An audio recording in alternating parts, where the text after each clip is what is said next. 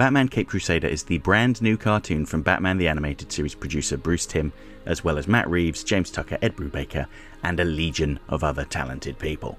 While the show is entirely separate from that classic cartoon, the team clearly could not resist chucking in a few BTAS Easter eggs for the eagle-eyed fans. Here are the ones that I've spotted so far. Episode 2, And Be a Villain.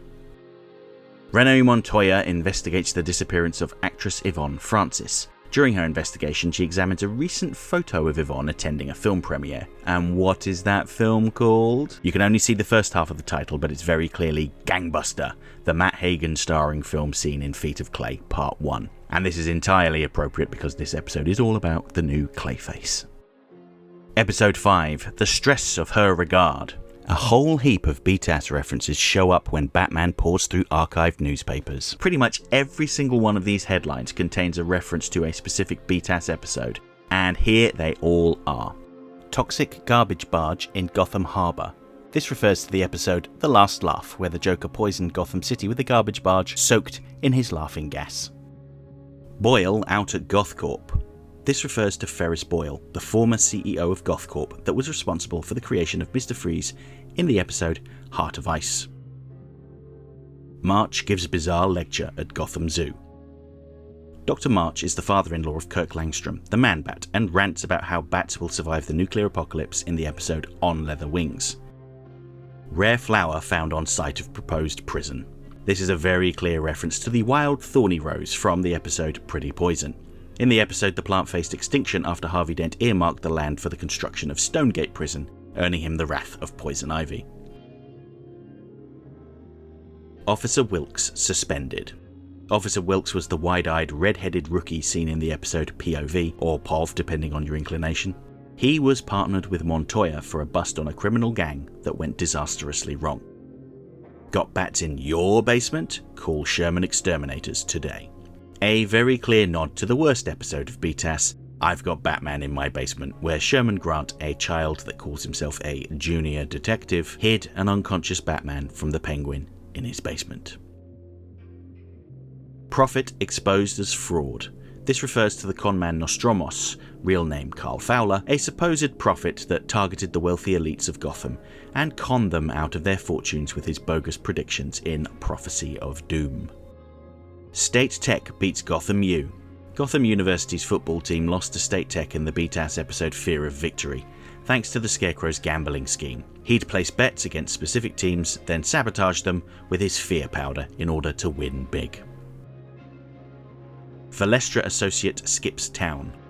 A very clear nod to the man who would become the Joker, also known as Jack Napier, as we saw him in Batman Mask of the Phantasm. We even get a little look at him in the Caped Crusader art style. Labour camp shut down. The labour camp in question was run by the ultra-morbidly obese slave driver Boss Biggis in the episode The Forgotten. Hill-Reeves feud escalates. Arthur Reeves and Hamilton Hill were both characters that appeared in Batman the Animated Series, but they never interacted in the show. This is more likely a reference to the comic book storyline where Hill and Reeves were vying to be Gotham mayor, but I thought I'd mention it anyway, seeing as they were both significant characters. Carnival coming to Gotham. This one could be a reference to the episode Robin's Reckoning, which featured Dick Grayson as a young circus acrobat, but I think it's more likely referencing the carnival that comes to town, along with Nocturna, in Caped Crusader Episode 8, Nocturne.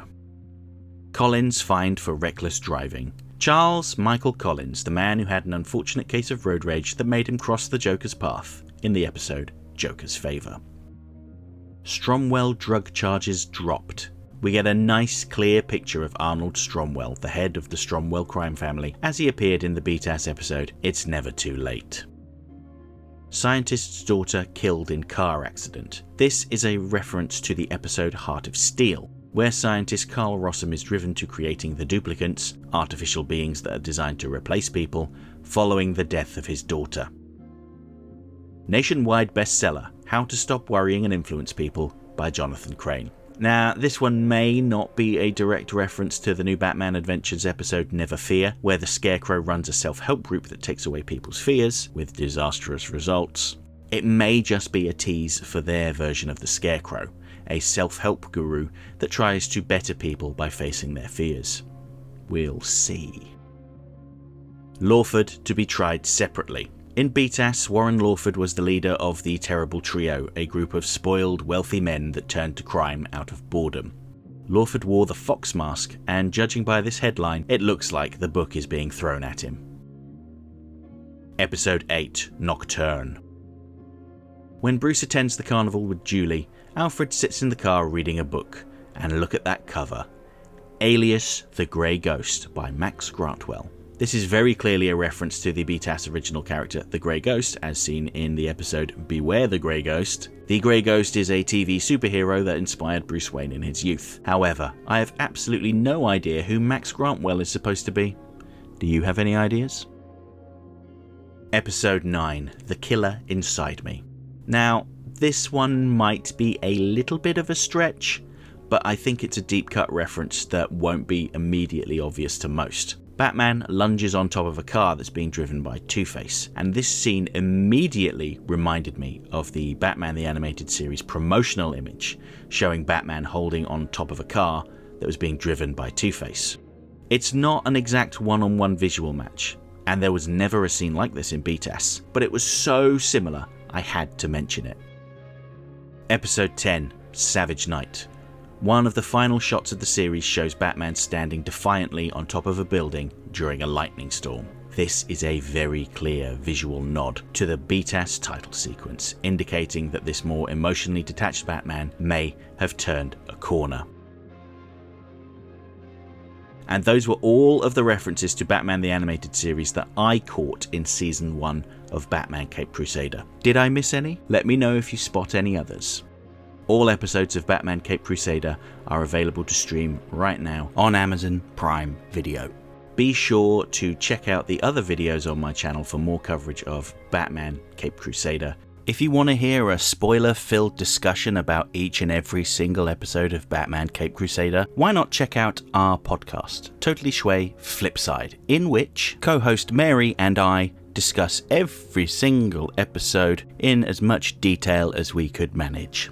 But do only check that out if you have seen the episodes. Don't ruin this show for yourself. Although I suppose you could listen if you decided that you were never ever going to watch it for whatever reason, but I think that would be a bit strange. Don't forget to check out my weekly video essays. On Mondays I will be publishing video essays about the characters seen in Caped Crusader. The first one, this coming Monday, will be about the Penguin. And on Fridays I have my classic DC Animated Universe video essay where I look at characters seen in Batman the Animated Series, Superman the Animated Series, Batman Beyond, Justice League and Justice League Unlimited, and I may even branch out to Static Shock in the near future. Thanks for watching, hope you enjoyed, take care,